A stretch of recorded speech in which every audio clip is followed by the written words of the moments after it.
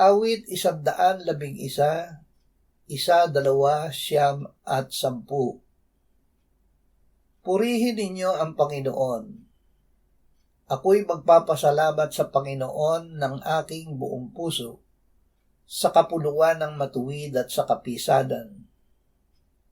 Dakila ang mga gawa ng Panginoon na pinag-aralan ng lahat na nalulugod sa mga iyon. Siya'y nagsugo ng katubusan sa kanyang bayan. Kanyang iniutos ang kanyang tipan magpakailanman. Banal at kagalang-galang ang kanyang pangalan. Ang pagkatakot sa Panginoon ay pasimula ng karunungan. Ang lahat na nagsisigawa nito ay may mabuting kaunawaan. Ang kanyang kapurihan ay mananatili magpakailanman. Ang pasimula ng karunungan.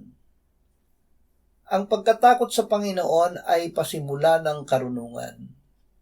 Ito ay pananampalataya, pag-asa at pag-ibig sa Diyos, pagsamba at paggalang sa Diyos, pagkamuhi sa kasamaan at pagsunod sa Diyos.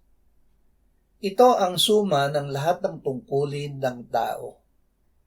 Matakot ka sa Diyos at sundin mo ang kanyang mga utos sapagkat ito ang buong katungkulan ng tao.